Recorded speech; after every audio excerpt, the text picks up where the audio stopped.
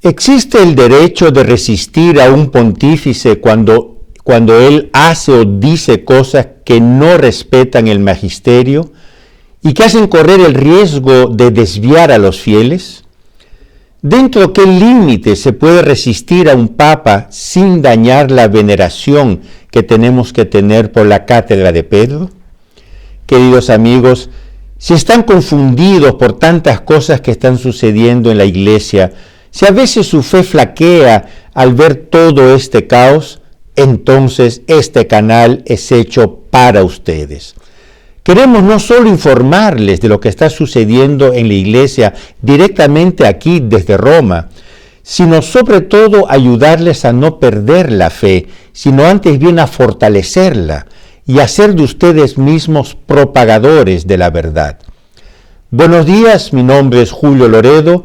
Bienvenidos en el canal Visto desde Roma.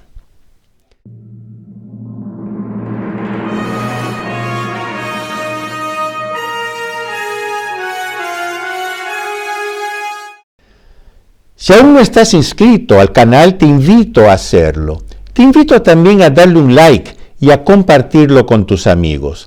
Mantente actualizado directamente desde Roma sobre lo que está sucediendo en la iglesia, para que a tu vez tú puedas esclarecer a otras personas. El actual pontificado ha suscitado muchos disensos, muchas rebeliones. Hemos visto recientemente incluso que se han tomado medidas canónicas muy severas cuando la disidencia se ha expresado con palabras o acciones consideradas inaceptables por la autoridad eclesiástica. Es cierto que estas medidas casi siempre se aplican en un solo sentido y casi nunca en el otro sentido. Por ejemplo, hemos visto recientemente a Monseñor Carlos María Viganó excomulgado por cisma, mientras que el cardenal alemán Reinhard Marx, que ha declarado que no quiere seguir a Roma, dice no somos una filial de Roma, por lo tanto una actitud claramente cismática, no ha sido ni siquiera admonestado.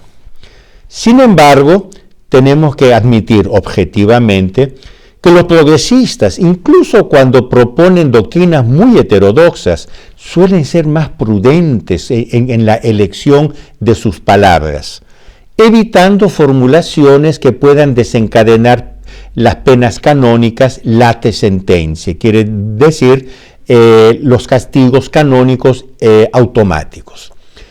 Pero, ¿cuál es el modelo que debemos seguir? ¿Cuál es el modo correcto de proceder cuando un pontífice realmente se hace merecedor de una crítica filial?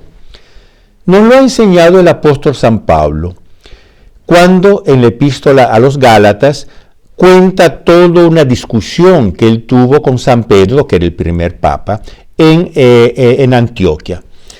Era todo un problema relativo al bautismo de los gentiles, quiere decir, ¿la iglesia es una continuación de la sinagoga o se debe abrir a todos los pueblos? Y San Pedro defendía una posición equivocada. San Pablo, en cambio, defendía una posición verdadera.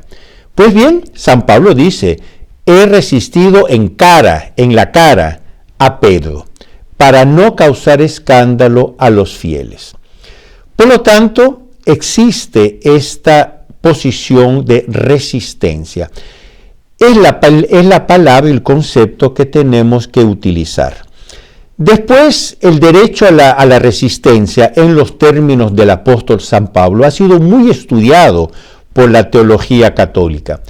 Yo cito un teólogo entre todos, el grandísimo Santo Tomás de Aquino. En la Suma Teológica él dice, y cito, desde que exista un peligro inminente para la fe, los prelados deben ser reprendidos, incluso públicamente por sus súbditos, quiere decir por nosotros los fieles. Así hizo San Pablo, que estaba sujeto a San Pedro. Lo reprendió públicamente por un eminente peligro de escándalo en materia de fe. Cierro comillas. Por lo tanto, existe perfectamente legitimizado por la teología y por la tradición este derecho a la resistencia en los términos puestos por el apóstol San Pablo. Yo les voy a dar un ejemplo concreto de resistencia que se remonta a medio siglo atrás, y después les voy a contar unas cosas que han pasado en Roma en estos últimos días. En el 1974, los vientos postconciliares soplaban con mucha fuerza en la iglesia, mientras que los vientos de la revolución del 1968 soplaban como un huracán en la sociedad. La revolución sexual hacía estragos en la sociedad, mientras el imperio comunista avanzaba por todos lados. En lugar de proponer una cruzada contra el comunismo, la Santa Sede hacía la llamada Ostpolitik, que consistía, quiere decir, una política que consistía en tener relaciones cordiales, relaciones amistosas con el imperio comunista, a pesar que éste seguía persiguiendo a los católicos. Tras la caída del muro de Berlín, personalidades del calibre del cardenal eslovaco Jan Korec, jesuita, recordarán que en aquellos años no sabían cómo explicar a sus fieles por qué destacadas personalidades del Vaticano, como el secretario de Estado, Monseñor, después cardenal Agostino Casaroli, eran fotografiados brindando en embajadas comunistas, mientras sacerdotes y fieles debían reunirse en escondites clandestinos. Sí, ustedes pónganse en la piel de estos obispos en los países comunistas, teniendo que explicar por qué ellos tenían que celebrar la misa clandestinamente, en cuanto estos obispos y cardenales del Vaticano brindaban en los lujosos cócteles de las embajadas comunistas. No era una situación muy fácil de explicar. Según el cardenal Korec, sobre todo los jóvenes pedían mucho más a la Iglesia, pedían una condenación, una oposición a los opresores comunistas. Y añade con tristeza el cardenal Jan Korec que la Ostpolitik vaticana ha sido la causa de la trágica deserción de muchos fieles decepcionados. Es un poco, queridos amigos, lo que estamos viviendo ahora. Cada vez más fieles se sienten o nos sentimos decepcionados por tantas cosas que están sucediendo en el Vaticano. No tenemos que decepcionarnos y no tenemos que ceder ante la tentación de la defección, quiere decir de la apostasía. ¿Cuál es entonces la respuesta? En esa época, en el 1974, el profesor Plinio Correa de Oliveira, el famoso líder católico brasileño, lanzó un manifiesto conocido como Manifiesto de Resistencia a la Ostpolitik Vaticana, traducido y publicado por los diarios de todo el mundo. Fue un manifiesto a nivel mundial. En este manifiesto, el líder católico relanza el modelo de resistencia paulina, que es el del apóstol San Pablo, el que el mismo San Pablo usó frente a San Pedro, sin por ello cuestionar su primado. Y esto, queridos amigos, es importantísimo, sin cuestionar su primado. Plinio Correa de Oliveira, en este manifiesto, aplicaba el principio de resistencia paulina a la situación creada en la Iglesia por la Ostpolitik, documentando su posición con noticias de la traición de muchos ambientes católicos de la época con los regímenes comunistas. Pues bien, en más de 50 años, nunca una autoridad eclesiástica, sea en campo teológico o en campo canónico, ha refutado el derecho a la resistencia proclamado por el famoso manifiesto de Plinio Correa de Oliveira. Nadie ha tenido nada a decir porque era una posición perfectamente ortodoxa. Hay que añadir que si bien era una posición muy firme, era toda imbuida de veneración y de respeto por el papado. Yo citaré un párrafo, un trecho de este manifiesto, y de este trecho ustedes podrán ver el espíritu que animaba el manifiesto de resistencia.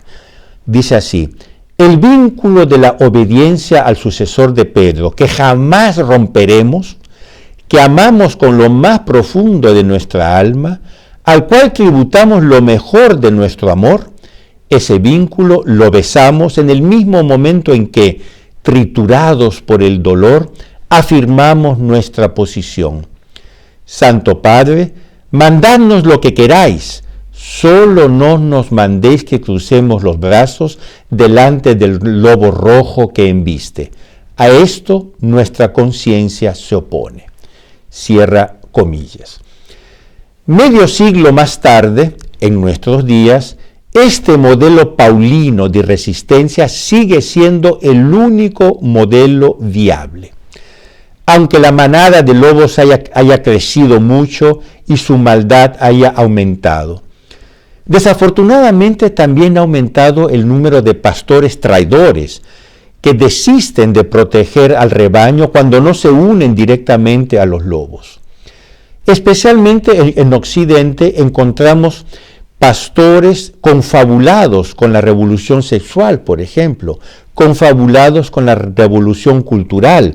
En América Latina, confabulados con la revolución social y política. O en el terreno más político, pastores que reproponen la Ostpolitik, no solo con el gobierno comunista chino, sino también con gobiernos comunistas, por ejemplo, en América Latina.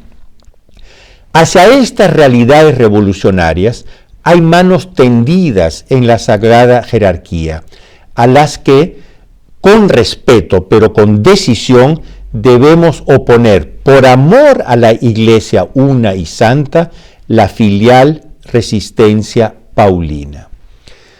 De la declaración de resistencia a la Ostpolitik vaticana de Plinio Correa de Oliveira en el 74, volvamos a la actualidad de Roma.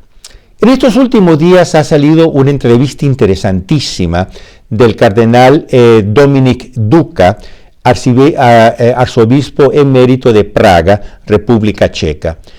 Salió en el diario Il Foglio. En esta entrevista, el cardenal Duka confirma plenamente la exactitud de la posición de filial resistencia formulada por Plinio Correa de Oliveira. El cardenal Duka elogia la diplomacia vaticana hasta el fin de la Segunda Guerra Mundial. Pero después, dice él, y cito, ya en los años 1950, los principios de la lucha por la libertad y la dignidad humana comenzaron a dejarse de lado en favor de una política de distensión promovida principalmente por la izquierda y los estados comunistas. La diplomacia vaticana, continúa el cardenal Duka, favoreció una forma de diplomacia tranquila, conocida como Ostpolitik, que a veces subordinaba los valores inherentes al Estado de Derecho para lograr sus propios objetivos. Cierra comillas. Haciéndose eco de la protesta del cardenal eslovaco Jan Korec, un jesuita, el cardenal Duka sostiene que al celebrar acuerdos bilaterales con los gobiernos comunistas, el Vaticano a menudo sacrificó las expectativas de las iglesias locales. Dice el cardenal Duka, en un intento de cooperar con los regímenes comunistas, el Vaticano cedió en cuestiones de derechos humanos y libertad religiosa. Cierro comillas. El cardenal Duka pasa entonces revista a toda una serie de obispos y cardenales que resistieron entonces a la Ostpolitik vaticana, empezando con el heroico cardenal húngaro József Mindszenty, al cual yo conocí personalmente poco antes de la muerte, lo que para mí fue y es todavía un gran honor. Dice el cardenal Duka, en aquellos años nos encontrábamos siguiendo los pasos de obispos heroicos como Teófilos Matulionis de Lituania. ejemplos que demostraban que nunca debemos arrodillarnos ante realidades inaceptables. Y queridos amigos, es un poco el núcleo, la esencia, el corazón del mensaje que nos está dando el cardenal Dominic Duca. Hay estos ejemplos de obispos heroicos que resistieron a la Ostpolitik vaticana y nos dan el ejemplo, dice, cómo nunca debemos arrodillarnos ante realidades inaceptables. Después de hablar de este periodo histórico, el cardenal Dominic Duca pasa a la actualidad, afirmándose: también hoy necesitamos prelados y fieles que no se dobleguen a las tendencias del momento, prelados que luchen a favor del matrimonio natural y de la vida humana. Por tanto, el cardenal invita a los católicos de hoy a tener la misma valentía que aquellos prelados que se opusieron a las dictaduras comunistas. Y cito entre comillas: una vez más, personas valientes están pagando el precio de su oposición. Apoyados en estos testimonios modernos, conocidos o desconocidos, también nosotros debemos alzar la voz en defensa de la persona humana y en defensa del Santo Evangelio de nuestro Señor Jesucristo. Una vez más ha llegado el momento del coraje. Y con esto él cierra su entrevista. Una vez más ha llegado el momento del coraje. Y con este llamado al momento del coraje, yo también cierro mi intervención de hoy. Queridos amigos, no olviden de darle un like a este vídeo, de compartirlo con sus amigos, con sus contactos. Por favor, ayúdenme a hacer crecer este canal para que un mayor número de personas pueda ser puntualmente informada sobre lo que está sucediendo en la iglesia.